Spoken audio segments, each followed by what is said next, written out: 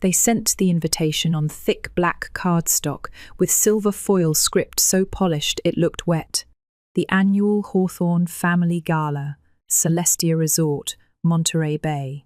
I held it up against the light in my office, the skyline blurred behind tempered glass. My name, Miles Hawthorne, wasn't handwritten. It was printed, machine-like, as if I were a formality, not a family member. I hadn't seen most of them in years, not since they labelled me the one who chose hospitality over hedge funds. They called it a phase, then a mistake. Eventually, they stopped calling it anything at all. I turned the card over. No note, no RSVP code, just an address and a time. Then the phone buzzed. "Hey there, cousin," said a familiar voice, sugary and smug. Sean Hawthorne. He had the same voice he used in prep school debates, overly casual, calculated. "Hope you got the invite. This year's events. A bit elevated, you know? Lot of important guests, politicians, VC guys. Image matters, right?" I let him talk. I already knew where the event would be. After all, I approved the venue contract myself under my business alias, Mason Blake. They booked my flagship resort, and they didn't know it. "The Celestia is tough to lock in," he went on, probably adjusting his overpriced tie in the mirror. "Took a lot of strings to pull it off." I almost laughed. He had no idea how many strings he'd stepped into. "Yeah," I murmured, watching the sun hit the bay through my penthouse window. "It's definitely not the kind of place that lets just anyone in." 15 years ago, I left Oregon with a hotel management degree, 2 suitcases, and a silence so loud it still echoes. My mother hadn't come to graduation. She said the family fund was for things that made sense. She meant business school, not linen folds, and turned down service. Sean made a toast the same week. He'd landed an internship at our uncle's investment firm. Everyone clapped. Me, I moved to Silver Lake. I scrubbed floors in a roadside motel and learned the industry one angry guest at a time. I didn't just want to manage a hotel, I wanted to rebuild the whole damn experience. From scent to checkout. That rundown place? It became the Blue Lantern, the first boutique stay in what would become a global chain. I didn't ask for a loan. I didn't ask for applause. I just worked while they laughed at the idea of Miles in a name tag. Now, I own 21 properties across 5 countries. My staff wears designer uniforms, and our rooms are booked months in advance. The Celestia? That's my crown jewel. Coastal elegance, solar-powered. Award-winning cuisine curated by a Michelin veteran I hired straight from Barcelona. They thought it was just a resort. They didn't know it was mine. The week before the reunion, Marissa, my executive assistant, walked into the office holding a sleek folder. "They submitted their final event details," she said. "You still good to go with your adjustments?" I nodded, slow and certain. Every floral arrangement, every tasting menu, the scent in the lobby, all of it mine. Sean may have sent out the invites, but every decision passed through me. He didn't even know he'd booked it at a 40% premium. "Anything else?" I asked, closing the folder. "Just this," she said, placing a nameplate on my desk. It was a small black plaque engraved in silver. Mason Blake, founder, CEO, Blake Hospitality Group. One ran my fingers across the lettering. The name I built from the silence they left behind. The evening air in Monterey carried the scent of salt and eucalyptus. I stood by the tall windows of my suite, watching the motorcade of black cars wind into the Celestia's private drive. One after another, they emerged. My mother in navy silk, pearls clasped tight like armour. Sean in a scarlet tux jacket, posing near the floral arch like he owned the place. Behind them, Familiar silhouettes. Aunts who once called me soft. Uncles who said real men didn't clean toilets. Cousins who cropped me out of family photos. From where I stood 6 stories above, I could see them all walk into a lobby they didn't know bore my fingerprint in every fibre. "Showtime," Marissa said quietly, glancing down at her tablet. She was standing by the bar cart, fingers still on the glass she poured minutes earlier. I didn't reply right away, just watched the lights flicker across their faces as the lobby screens rotated through resort images, landscapes I'd designed, experiences I'd curated. "Do we need extra security?" she asked, not as a joke. "No," I said, "they wouldn't risk damaging their illusion of class. Besides, they think I'm in Los Angeles, still running my boutique motel." Marissa smirked. "Bet they didn't think the motel would come with a rooftop infinity pool and a $1 billion valuation." I adjusted the cuffs of my charcoal suit, custom stitched naturally. I wasn't here to show off. I was here to make sure they saw finally the man they never looked for. Downstairs, the ballroom buzzed. Champagne poured freely. Strings of conversation wrapped around wealth, partnerships, and the illusion of proximity to influence. Sean drifted through it all like a politician in training, shaking hands, smiling wide. He'd given a brief welcome speech, throwing in a self-deprecating joke about how hard it had been to secure the venue. "Took some serious connections to pull this off," he had said to applause. Connections, indeed. At exactly 7:10 p.m., just as the hors d'oeuvre made their second round, one of our senior managers approached him at the stage. "Mr. Hawthorne," she began politely, "there's a matter regarding your reservation we need to clarify with the owner." Sean blinked. "Excuse me? I coordinated everything personally with your corporate team." "Yes, sir," she said evenly. "But the owner had some instructions for this evening's presentation." He laughed, brushing off her words with the flick of a manicured hand. "I doubt Mr. Blake is even aware we're here."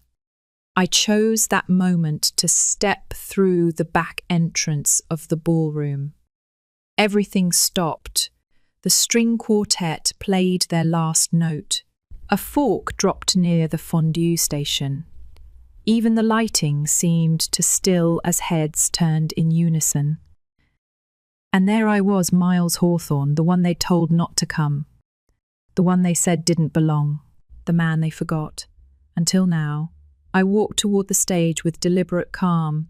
Sean's face went pale as recognition hit him like surf against the rocks. "Miles," my mother said behind her wine glass. Her voice faltered. Sean's expression shifted.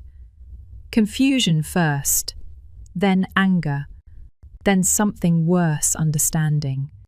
"You weren't invited," he snapped. "You were told." "I know," I interrupted, stopping just short of the stage. "I was told I couldn't afford to embarrass the family, so I decided to host instead." And with that, Marissa, positioned quietly by the AV table, tapped a command into her tablet. The ballroom's LED screen lit up, first with the Celestia logo, then the words, "Owned and operated by Mason Blake, founder, Blake Hospitality Group formerly." Miles Hawthorne gasps, audible and unfiltered, broke across the room like a wave hitting glass. Glasses trembled in hand. Someone whispered, "He owns this place." A cousin from Seattle stared at the screen like it betrayed physics. My mother didn't move. Sean tried to recover. This isn't. Would you like a business card?" I offered softly, pulling the sleek leather holder from my inside pocket. "Or maybe a look at the deed." I held up a folder with my signature embossed across the seal. No one reached for it. "You spent years telling me who I wasn't," I continued, my voice calm. "But while you were busy polishing the family name, I built one of my own." And then the final blow. Marissa stepped forward again, handing navy folders to my mother, to Sean, to every senior family member present. This, she said clearly, is the real story behind Blake Hospitality. And an invoice for tonight's event, adjusted, of course, for premium legacy hosting. Sean rifled through the pages. His face twisted as he read the numbers. 40% above market. I nodded. A family fee. From somewhere near the dessert bar, my younger brother Caleb burst out laughing.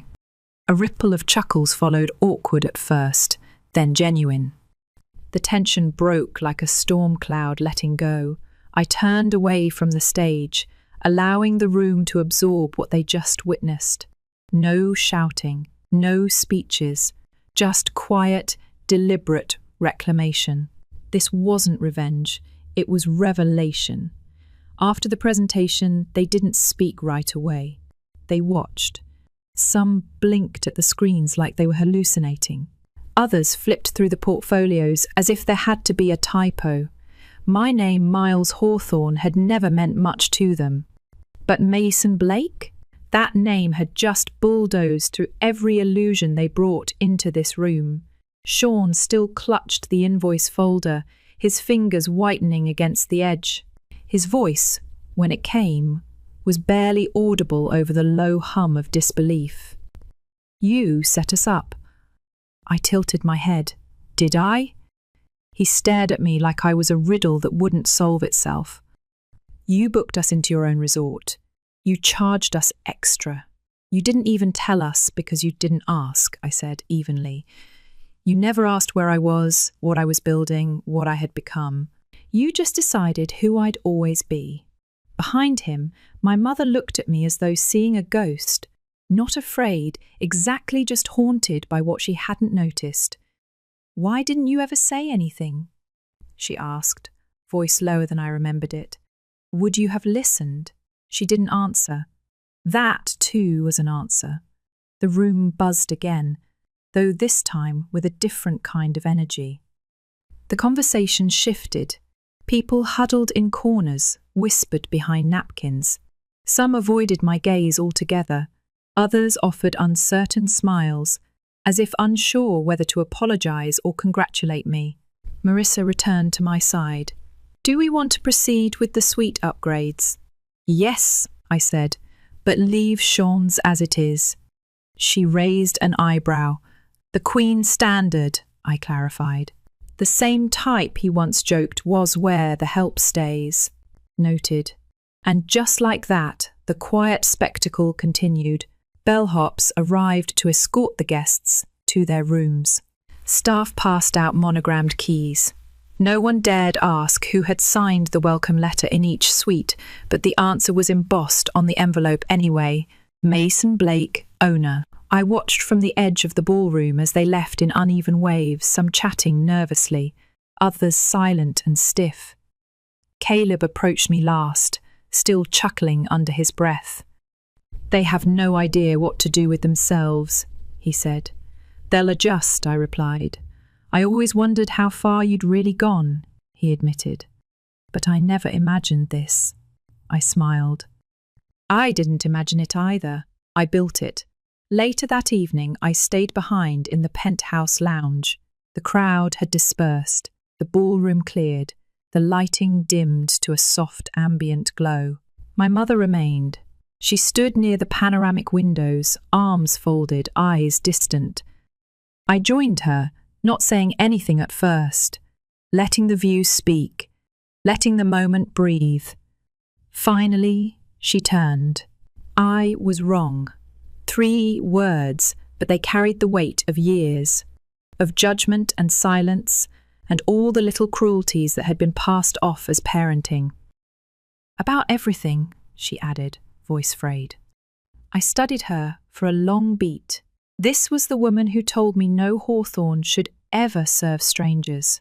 The woman who'd told me success didn't wear name tags. And now here she was, standing in a tower I built, facing a future she'd refused to imagine. Do you want to know the best part of owning 21 resorts? I asked. She blinked. What? I've got 21 presidential suites. I smiled faintly. Pick Any one of them. Stay as long as you need. Figure out how to make this right. Her lips trembled slightly, but she didn't cry. She nodded, quiet. That was enough for now. Hours later, after the tours had ended and the last whispers fell away, I returned to my suite. Marissa was waiting with a folder in hand. "Final numbers," she said. "And some texts you might want to see." She handed me her phone. At the top of the list, a message from Sean. "Miles, can we talk tomorrow? Please." I didn't answer, not right away. Instead, I poured a glass of water, walked over to the floor-to-ceiling windows, and stared down at the Celestia's glowing rooftop garden, the same one Sean had once boasted about negotiating for the family package. He didn't know I'd designed it. He didn't know that every decision, from the stitching on the conference chairs to the scent diffused through the elevator system, came from me. That was the beauty of being underestimated. You're left alone long enough to build something too big to ignore. The morning sun climbed over Monterey Bay, like a spotlight I hadn't asked for but had learned to stand under. From my suite, I could see the rooftop signage glowing faintly in the lingering dawn haze. The Celestia Resort, designed by the man they once called a disappointment. I walked barefoot across the cool marble floor, past the still steaming French press Marissa had left on the counter, and opened the terrace doors. The scent of ocean mist drifted in, laced with jasmine from the garden below. I'd chosen that plant intentionally. Jasmine meant grace in hardship. Below, the courtyard stirred with movement. Some family members were checking out early quietly, discreetly. Others lingered longer, pretending to admire the decor while avoiding eye contact with the staff. And then there was Sean, standing stiffly near the lobby's reflecting pool, his expression unreadable from this height, but I imagined the question written all over it. What now? I hadn't responded to his text the night before. Not because I didn't want to talk, but because some conversations only carry meaning after silence has made its point. I let him wait. Instead, I spent the evening finalizing something more important, 2 contracts sitting on my desk. One for a new resort in Tokyo, the other Paris. Both projects had been in negotiation for months, quietly orchestrated behind the scenes. Neither my family nor even Marissa knew how close they were to becoming reality. I'd tell them soon. Just not yet. Let them live with what they now knew, that the person they dismissed had already gone global. At 9:00 a.m. sharp, Marissa knocked gently. "Breakfast?" I nodded. "Let's go downstairs." She raised an eyebrow. "The restaurant's full of family." "Good." We took the elevator down to the garden-level dining terrace. The hostess, impeccably dressed, greeted me with a warm "Good morning, Mr. Blake," and led us to the private overlook table corner seat, view of the bay. As I sat, I spotted a figure approaching. "Sean, mind if I join?" he asked, hesitant for the first time in his life. I motioned to the chair across from me. He sat down slowly, folding his napkin but not touching the menu. "You planned all of this." I shrugged. "I planned a resort. You planned a reunion. You just didn't check the signature on the deed." He chuckled, though there was no humour in it. "You could have humiliated us a lot worse. That was never the goal." He looked confused. "Then what was?" I leaned back slightly. "I wanted you to see what I became. Not for revenge. For clarity." He was quiet for a moment. Then, with the smallest exhale, "You were never the black sheep. We just didn't know how to handle someone who didn't fit the mold. You didn't try to, I know. It wasn't a perfect apology, but it was honest. And in some ways, that meant more. The waitress came by to take our orders. Sean didn't say much after that.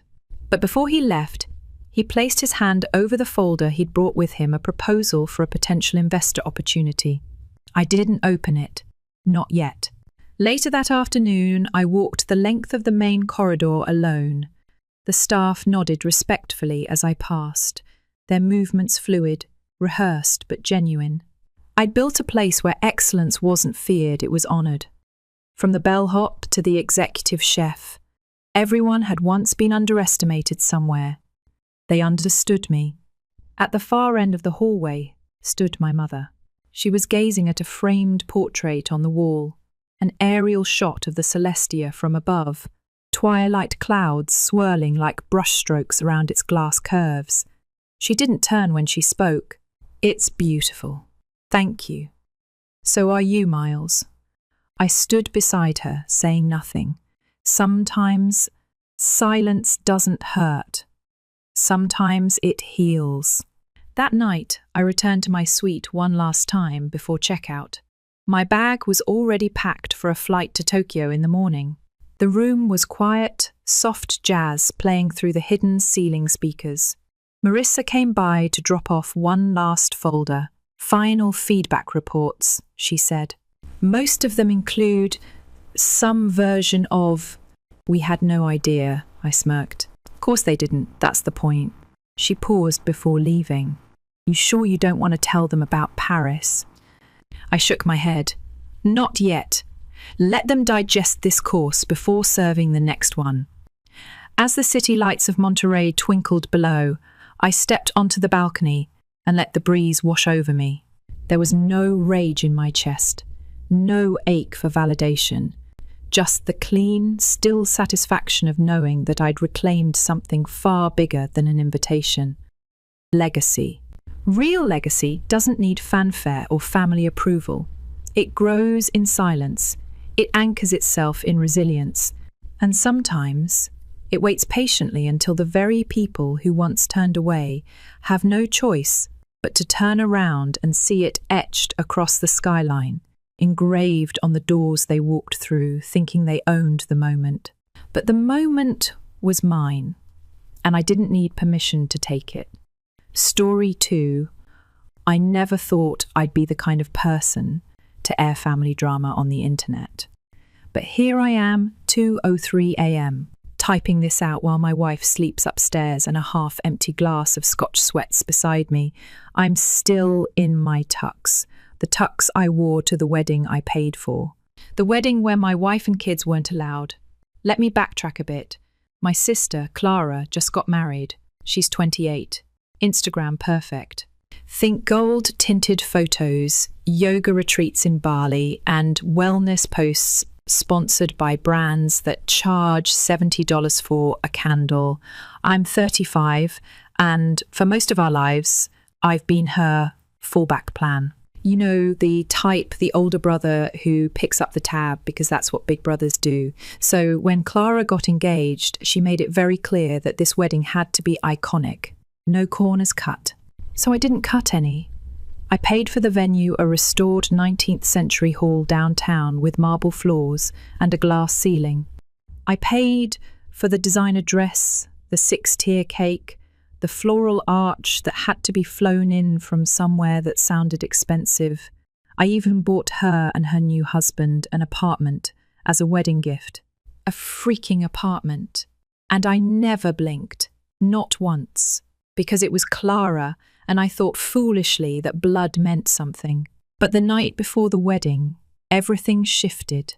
We were at a rooftop restaurant she booked for her final night soiree, the kind of place that charges $60 for a salad and has furniture so minimal it might as well be invisible. I assumed we were there to go over the schedule one last time. Instead, between sips of her champagne, Clara glanced up from her phone and said, "By the way, could you come solo tomorrow?" Becca and the kids, they don't really match the vibe. I paused. Come again. She didn't even flinch. You get it, right? The wedding theme is luxe.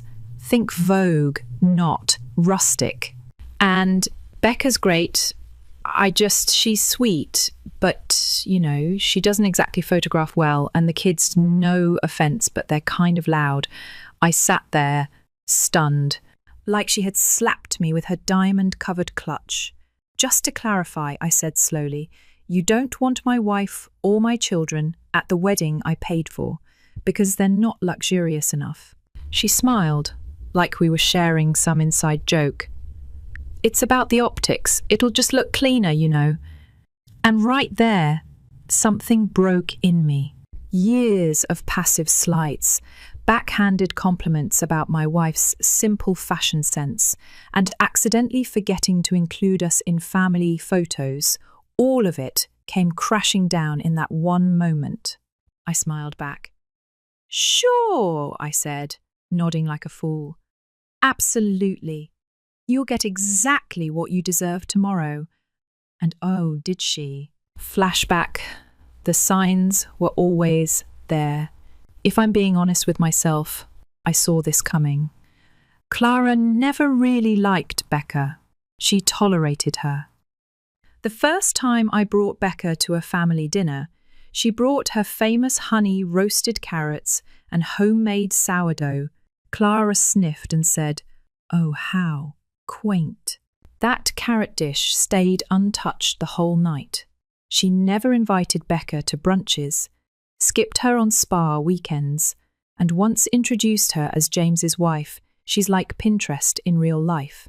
It wasn't even clever, just condescending. Worse still, she never once acknowledged our kids in a genuine way. My son Max, who's 10 and loves astronomy, tried showing her his telescope app once. She said, "Oh, that's cute," and went back to her phone. Still, I kept showing up, writing checks, nodding through her dismissiveness. I thought it was worth it to keep the peace. That dinner, the night before the wedding, that was the final straw. Present, the calm before the chaos. The morning of the wedding, I kissed Becca and the kids goodbye. "This is going to be something," I said. Becca just gave me a small smile. She knew me well enough to recognize that glint in my eye. Clara's wedding looked like it came straight out of a luxury bridal magazine. The hall shimmered. Guests glided around in floor-length gowns, sipping champagne and posting photos tagged with her custom hashtag. She stood at the altar in a hand-stitched French lace gown, smiling like she was about to accept an Oscar. Perfect. That's exactly what she wanted. And then the doors opened. 2 event staff wheeled in a massive Tiffany blue box, tied with a golden satin ribbon. You could hear the gasps. Clara beamed, obviously thinking it was another over-the-top gift from her big bro. "James!" she squealed, all saccharine. "What is this?" I stood, straightened my cufflinks, and gave her my best poker face. "Just something special, Clara. You'll love it." She nodded to a bridesmaid, who tugged at the ribbon. The box popped open. 6 live chickens burst out like confetti. Yes, chickens. Real, clucking chickens. One landed on the cake. Another bolted straight into the crowd, wings flapping wildly. Feathers rained like snow on silk gowns and blowouts. People screamed, tripped, dropped champagne flutes. And Clara? She froze. Mouth open, eyes wide. One of the chickens pooped on the aisle runner. But that was just the beginning. The ballroom lights dimmed. Everyone assumed it was part of the program, maybe a slideshow or a photo montage. Wrong. The giant LED screen lit up and there she was. Clara. Clips, audio, video. Every awful thing she'd said about Becca. About me. About the kids. About how I was so easy to manipulate and how I'd pay for anything because I feel guilty. People turned to stare. Her now husband looked like someone had just slapped him with a wet napkin. She turned toward me, furious. "You recorded me?" she shrieked. I shrugged. "You said it." I just pressed play. And then came the final blow. "That apartment I gifted you?" I said, pulling a document from my inside pocket. I signed it over to a non-profit last night. Helps single mums and farm families. Thought it was fitting, considering how much you love the rustic vibe. Her jaw hit the floor. Her husband walked out. Just like that, the wedding was over. After I dropped the mic, literally and figuratively, I didn't hang around for the aftermath. Security was already trying to herd the chickens. Guests were whispering like it was a murder mystery, and Clara stood there frozen, looking like her entire world had just glitched. I walked out the front doors, loosened my tie, and got into my car. Drove straight home to Becca and the kids, still in my tux, feathers stuck to my jacket. Becca opened the door, took one look at me and said, "You did something, didn't you?" I just grinned. She said she wanted a wedding to remember. We spent the rest of the evening on the porch, watching the kids chase fireflies, eating takeout, and laughing in that way you only do when you finally let go of something heavy. I felt lighter than I had in years, but the peace didn't last. The next morning, my phone lit up like a Christmas tree. Missed calls, messages, voicemails, my parents, Clara, even her ex-in-laws. Something had gone down, and it had gone viral. When the internet gets a hold of you, apparently, a few wedding guests had caught everything on camera. The chicken explosion, the giant screen reveal, Clara's meltdown, her fiancé walking out without a word. It only took one clip to hit TikTok before the whole thing exploded. The hashtags were wild, #chickenwedding, #luxurybridedown, #karmawithfeathers memes, parody videos, Twitter threads, the whole 9 yards. My personal favourite? A slowed down dramatic video of the chickens emerging from the box, set to opera music. Pure gold. But the internet's judgment? That cut deeper. Comments were brutal. Imagine insulting your brother's family and losing your husband, your house, and your dignity all in one day. Couldn't be me. James for president. Becca deserves a spa day. And the chickens? Legends. This is why you don't mess with quiet people. They're plotting. Clara's carefully curated brand, her filtered luxury life, her lifestyle sponsorships, her Instagram empire collapsed overnight. Sponsors pulled out. She lost 2 brand deals in 48 hours. Her follower count plummeted. And suddenly, the sister who always had it all together was falling apart in real time. The call I knew would come 3 days after the wedding that wasn't, Clara called. I let it go to voicemail. She texted, "Please pick up. I need to talk." I didn't respond. Not right away. I needed time to think, to let it all settle. I wasn't angry anymore. I was just done. A week later, I finally picked up. Her voice was shaky, barely above a whisper. "James, you have to tell people it was staged. Please. Say it was a prank. Say it was edited. I'm losing everything." I stayed silent. "I'm serious. You don't get it. Jackson's family won't even talk to me. My job." Her voice trailed off. I leaned back in my chair. "Your job? They fired me." Turns out, her company didn't like the optics of a public meltdown involving elitism, child shaming, and classist rants. Clients backed out. HR called it a reputational risk. And just like that, the woman who once told me my wife was a little too rustic was unemployed, unfollowed, and unravelling. Enter the parents. No surprise my parents called next. I didn't even need to check caller ID. I could hear the guilt in the ringtone. "James," my mum started. "You've made your point," I snorted. "You mean the same way Clara made hers? Like telling me my kids weren't good enough to be in a wedding I paid for?" Dad chimed in, using his patented tone of forced authority. "You need to help her." "She's family," Mum added, like that was supposed to fix everything. Now, this is the part where I think a lot of people would have caved, apologised, offered a second chance. But me? I just exhaled and said, she had her shot. Years of them. I was always the fallback, the emergency fund, the guy who got left out of family group texts because I married someone who didn't go to an Ivy League school. So no, I'm not helping her. But she's your sister. Exactly, I said. She's my sister. And she made it very clear who she thinks deserves to be in her life. So now she gets to sit in it. And then I hung up. Rock Bottom has a basement. It's wild what happens when a golden child loses their shine. Suddenly, all the people who used to orbit Clara vanished. No invites, no brunches, no collabs. Her social circle dried up faster than an influencer in a blackout. She tried rebranding, of course, posted a video with puffy eyes and a hoodie talking about growth and the dangers of perfectionism. She called it her humble era. Nobody bought it.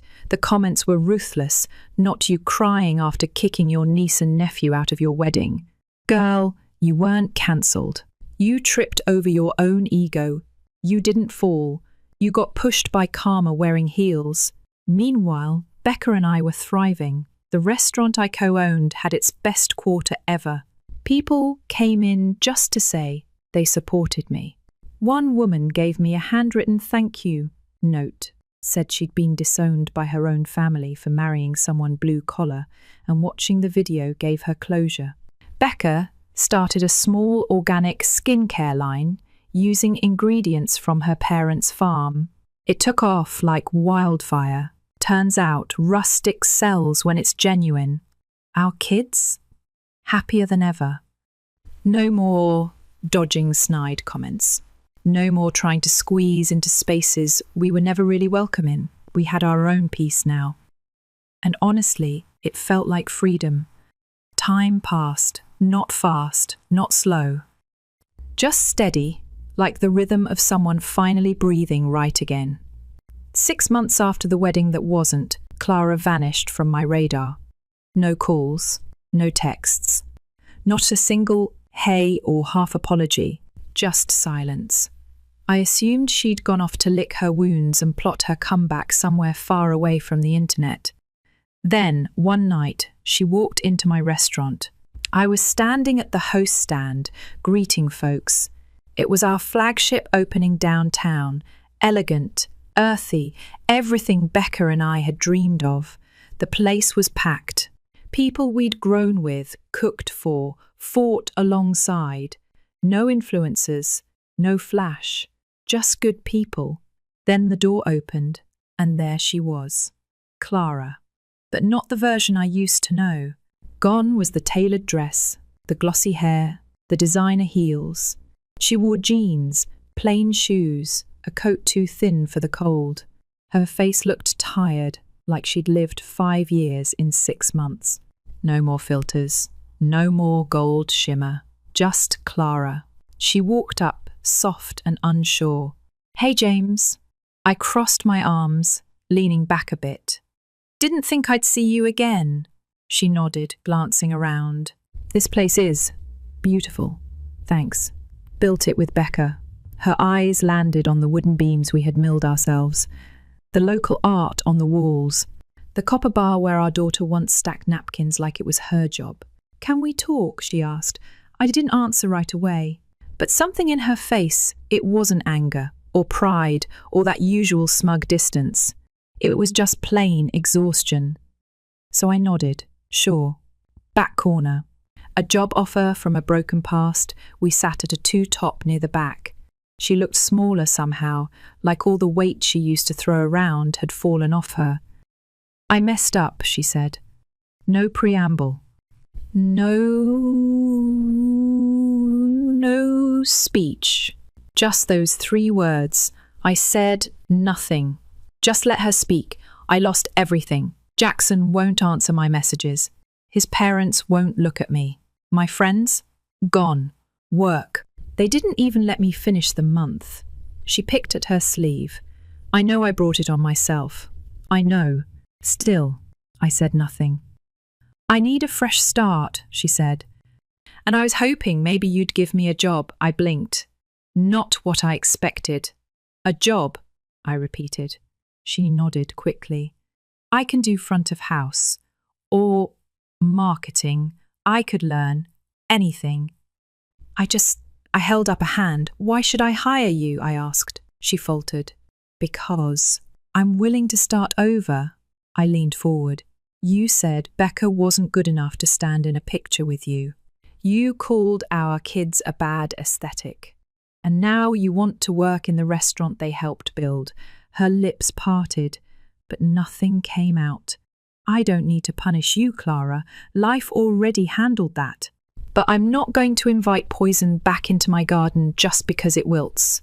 She closed her eyes for a second, swallowed hard. So that's it? Yeah, I said quietly. That's it. And for the first time in her life, she didn't yell, didn't cry, didn't call for mum and dad. She just nodded. Then she stood and walked out. No makeup, no spotlight, just silence. The ripple that finally reached the shore. A few weeks later, my parents called again. I picked up this time. James, my mum said. Her voice different, like she'd aged 10 years in one sentence. We were wrong. I didn't speak.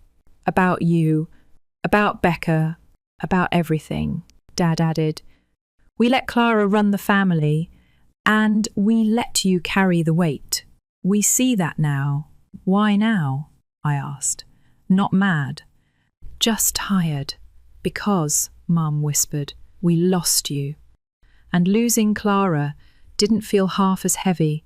I closed my eyes, thought about birthday dinners where Becca and I sat at the end of the table like guests, about the time my daughter made a handmade gift for Clara and it got left in the hotel room, about all the small cuts they never noticed. I'm not angry, I said.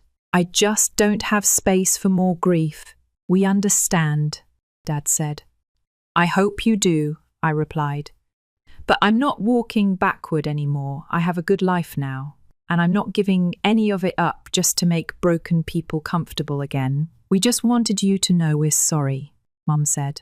Then silence, and I let it stay silent. A life we built from the ground up. It's been a year since that wedding. Clara lives somewhere on the east side now. I heard through a cousin she's working retail. Quiet life, no more brand deals, no more statements. Me, I'm good. The restaurant's doing better than I ever dreamed. Becca's business just got picked up by a regional co-op. The kids are thriving. Max won a science fair and told me, I did it for you, Dad. I damn near cried in a parking lot. We go on hikes now. Eat pancakes on Sundays. Host friends in the backyard. Simple, small, perfect things. Sometimes, when the air is still, I think back to that night on the rooftop, the moment she said my family didn't fit her vibe, and I smile, because we were never the problem. She just never saw us clearly. Final thought, family isn't built on blood. It's built on presence, on who shows up, on who stays. And the truth is, sometimes the best thing you can do for yourself is walk away not to prove a point, but to protect your peace. I didn't ruin her wedding, she ruined the relationship. I just stopped pretending it was worth saving. Story 3, you know how people say you'll always remember where you were during the biggest moments of your life. I was in my kitchen, 33 weeks pregnant, phone in one hand, the other resting on my belly. That was the moment I realised my family didn't care. Not really. Let me rewind. I'm Naomi. I'm 31, expecting my first child. I've always been the reliable one in the family, older sister to Chloe, 35, and Sam, 28, daughter to Diane. I got a job straight out of college, paid off my student loans, bought a modest condo, and somehow became the financial backbone of a family that never asked but always expected. Chloe was the creative spirit turned single mum, constantly figuring things out. Sam had dreams of becoming a streamer and moved from couch to couch chasing the algorithm. And Mum retired early after her second marriage ended, now living in a condo I helped refinance.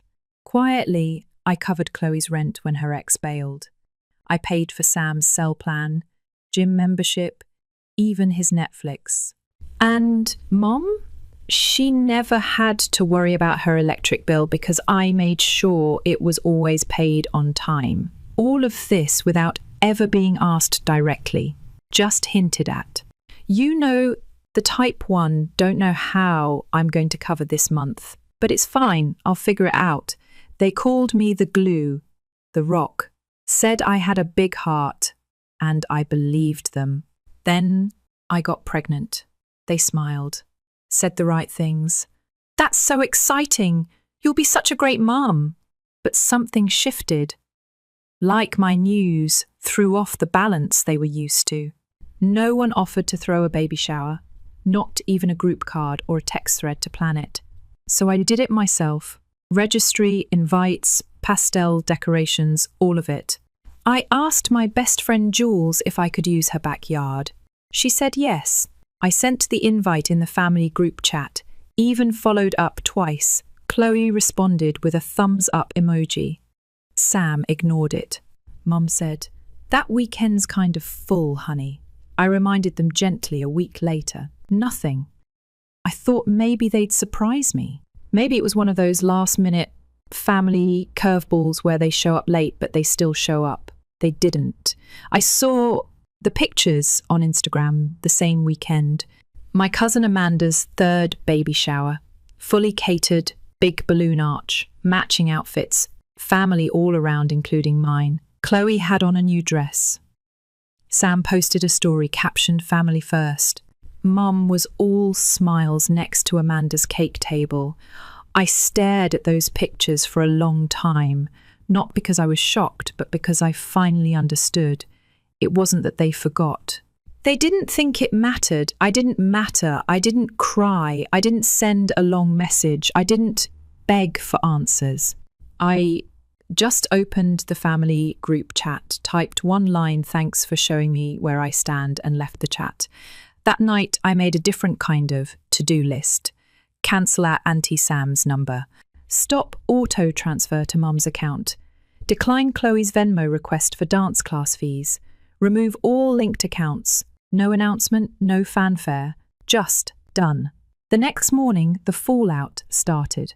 Sam texted, "Hey, Wi-Fi's down. Can you check the router or something? Chloe, did you cancel the Target card? I have Ellie's groceries in my cart."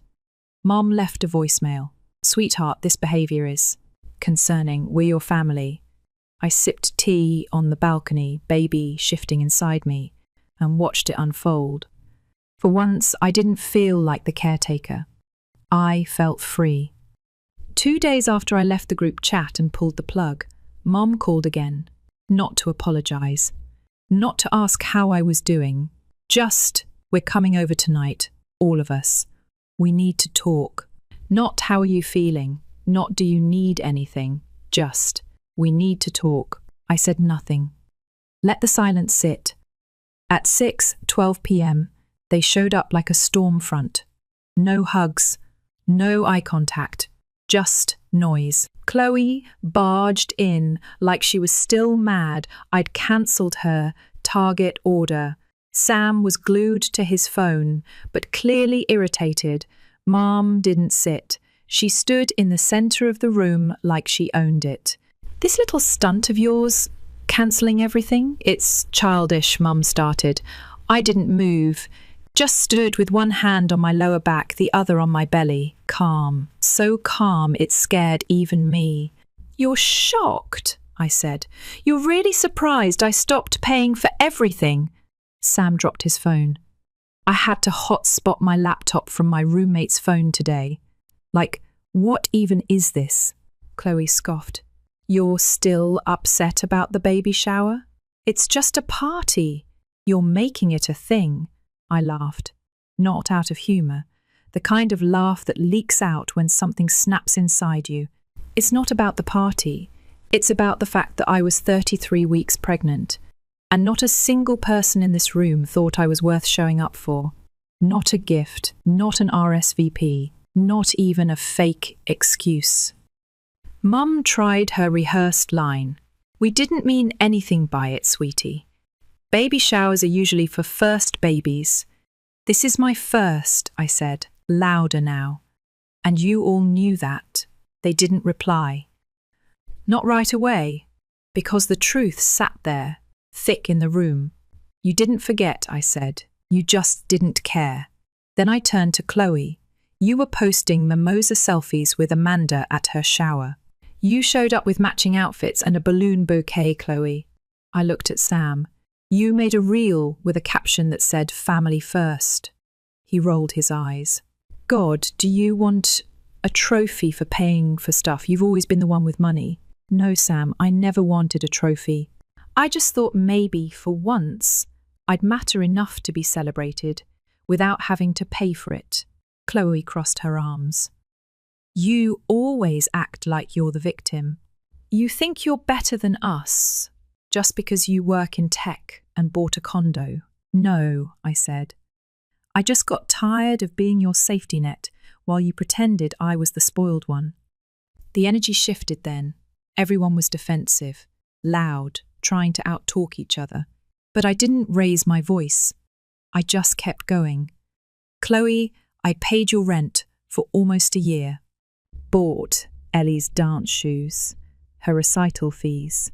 Meanwhile, you're out doing girls' brunch and tagging luxury skincare.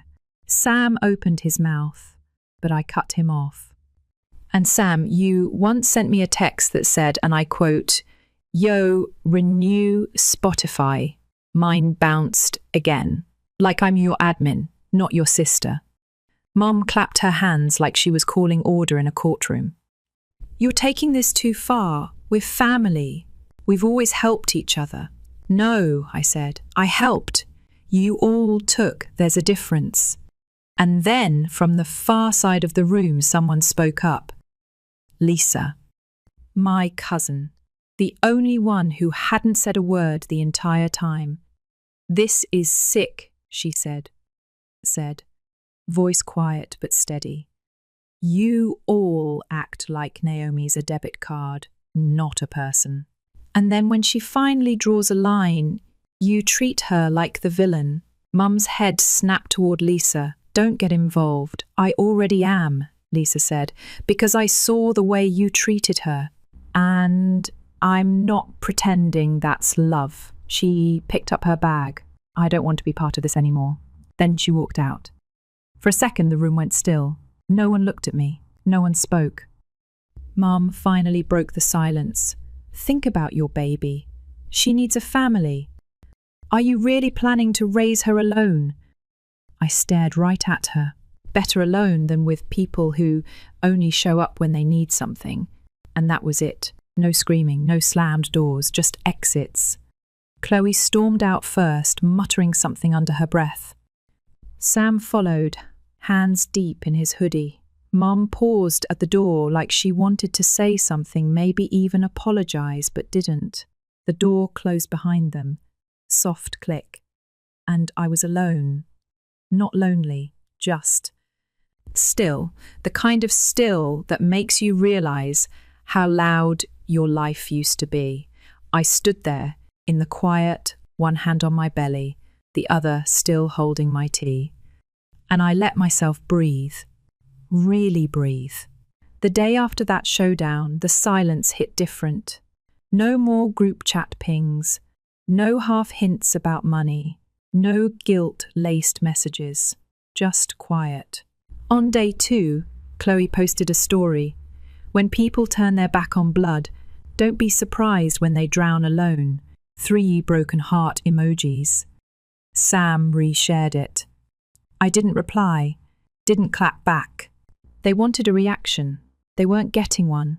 Day 4, the guilt campaign rolled in. Mum texted, "Can we please talk? We didn't realise how hurt you were. That doesn't mean you should cut us all off." Still, I didn't respond. Then came, Chloe can't afford Ellie's school trip. Sam might lose his gym pass. We're drowning. That was the point, wasn't it? They'd been swimming in comfort on my dime. Now that the water dried up, they were choking on air. By the end of that week, I got a voicemail from Chloe. I played it while folding baby clothes. You made your point, okay? Are you happy now? Ellie's devastated. Mum's crying every night. Sam's a mess. You broke the family over a stupid party. I paused the recording, breathed in, let it go, deleted it. That night, something unexpected happened.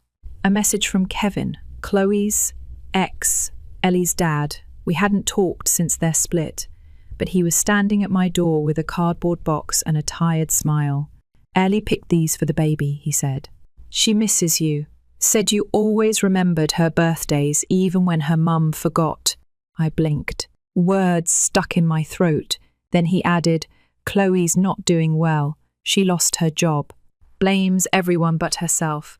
But I just wanted to say thank you. You were the only one thinking about Ellie's future. He didn't stay long. Just left the box and walked away. Inside were tiny onesies. A teething ring. A card in Ellie's handwriting. I miss you. I hope your baby is nice.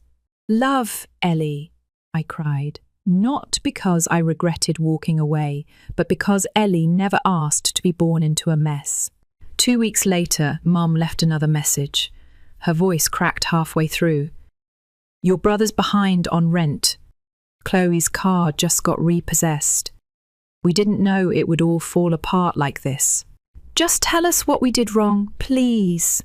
I didn't answer. Not because I was cold, but because they already knew. Deep down they knew. Then, another twist. A message from Chloe. No guilt, no demands. Just, I messed up. I lost the only person who ever really showed up. I know I said things I can't take back. But I'm sorry, and that's where it ended. I didn't reply. I wasn't angry. I was just done. It's been almost 2 months since I left their orbit, the registry that had 2 items checked off. Now, I don't even know who's sending what. Diapers bottles, a brand new monitor. All anonymous. Jules threw me a small shower last weekend. Just 6 people. There was no cake table, no balloons, no matching outfits. Just laughter, warm food, people who looked me in the eye. It was perfect. Lisa checks in daily now, sends me memes, reminds me to drink water. She's been a light in all this. Even Kevin stops by sometimes. Brought Ellie's old stuffed animal just in case your baby likes it too. I believe it was Ellie's idea, he said. And me? I've been learning how to breathe again. I'm not anyone's backup plan, not anyone's wallet, not the glue for people who only notice me when they're crumbling. I wake up without dread now. I don't check my phone in a panic. I don't keep mental spreadsheets of whose bills are due. It's just me, my baby, and quiet. And that quiet? It doesn't feel empty anymore. It feels safe. One night I stood in the nursery, just watching the crib.